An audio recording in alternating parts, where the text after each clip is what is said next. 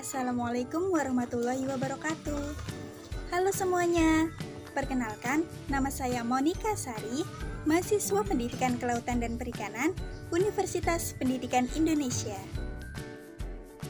Di sini saya akan menjelaskan tentang mangrove. Teman-teman pasti tahu kan apa itu mangrove? Ya, mangrove adalah tumbuhan dikotil yang tumbuh atau hidupnya di daerah pantai atau pasang surut. Istilah mangrove dapat digunakan untuk menyebut satu tumbuhan atau satu komunitas, seperti hutan mangrove. Mangrove ada dua, yaitu mangrove sejati dan mangrove asosiasi atau mangrove ikutan. Satu tumbuhan atau komunitas dapat dikatakan sebagai mangrove sejati apabila memiliki ciri-ciri sebagai berikut. Yang pertama, hanya dapat tumbuh di daerah pantai atau pasang surut, tidak tumbuh sampai daerah komunitas tumbuhan darat. Yang kedua, memiliki ciri morfologi yang sudah beradaptasi atau terspesialisasi. Yang ketiga, mekanisme fisiologi atau adaptasi untuk mengekskresikan atau mengeluarkan garam. Dan yang terakhir, secara taksonomi terpisah dari tumbuhan darat.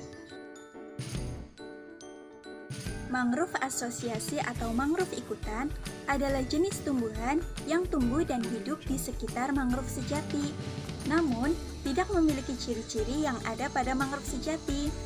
Contoh mangrove asosiasi yaitu pohon cemara, pohon kelapa, dan pohon palem.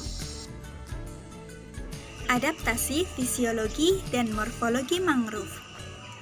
Untuk dapat bertahan hidup di laut, mangrove melakukan adaptasi. Yang pertama pada bagian daunnya. Daun mangrove umumnya tebal, namun tidak setebal kaktus ya, yang berfungsi untuk menyimpan air tawar. Beberapa spesies mangrove juga mengeluarkan garam melalui daunnya, sehingga terdapat serbuk-serbuk putih pada daunnya yang rasanya pasti asin. Pada kutikula daun mangrove, terdapat lapisan lilin yang membuatnya mengkilap, dan rambut-rambut kecil yang bertujuan untuk mengurangi transpirasi. Kemudian, stomata pada daun mangrove berada di bawah dan tenggelam, yang bertujuan untuk mengurangi terjadinya evaporasi. Selanjutnya, bagian akar.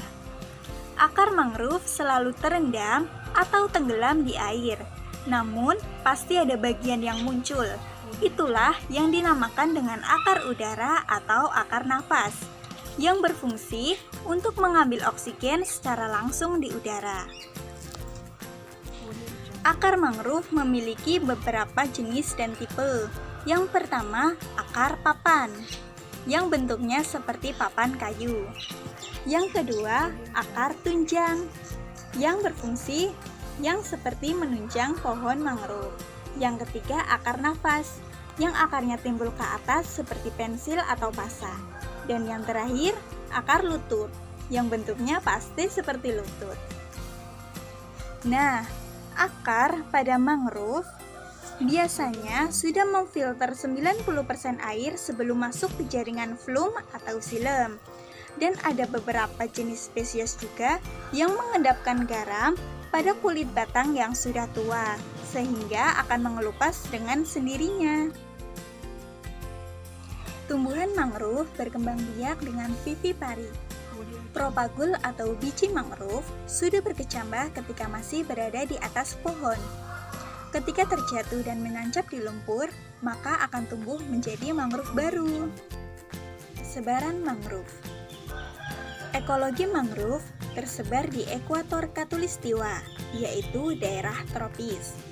Di Indonesia sendiri, keanekaragaman hayati mangrove cukup besar. Ada 45 jenis mangrove dari 75 jenis di dunia, seperti Dedicanus chrysopora, Seniratia, Charyops, Aresenia, dan Bruguiera. Peranan mangrove. Mangrove memiliki banyak peran dan manfaat yang dapat kita rasakan baik secara langsung maupun tidak langsung. Yang pertama, mangrove berperan dalam menjaga keseimbangan ekosistem agar tetap stabil. Seperti yang kita ketahui, mangrove menjadi habitat beberapa jenis biota laut seperti ikan, udang, kepiting, dan lainnya, sehingga apabila ekosistem mangrove lestari, maka ketersediaan ikan dan biota lainnya akan melimpah. Mangrove juga berperan dalam meningkatkan fungsi dan jasa ekosistem. Yang kedua, mangrove juga berperan dalam proses blue carbon. Hutan mangrove dapat menyerap 3 kali lebih besar karbon di udara daripada hutan terestrial, sehingga mangrove berperan dalam mitigasi perubahan iklim. Yang ketiga, sebagai penunjang ekonomi masyarakat pesisir. Pohon mangrove dapat dimanfaatkan akar, batang, daunnya yang bernilai ekonomis. Dan sekarang juga banyak hutan mangrove yang dijadikan sebagai tempat wisata, sehingga dapat menunjang perekonomian masyarakat pesisir. Cara monitoring struktur komunitas mangrove. Untuk memonitoring struktur komunitas mangrove dapat dilakukan dengan 3 cara, yaitu yang pertama, analisis penginderaan jauh, yaitu cara monitoring dari jauh dan tidak perlu datang langsung ke lokasi, dan biasanya ini menggunakan citra satelit.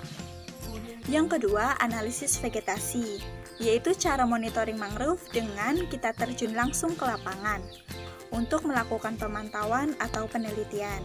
Yang ketiga, analisis kombinasi, yaitu gabungan antara analisis penginderaan jauh dengan analisis vegetasi.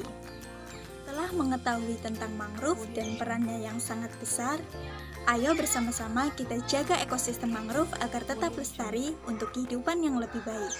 Bersama kita bisa. Salam lestari. Terima kasih.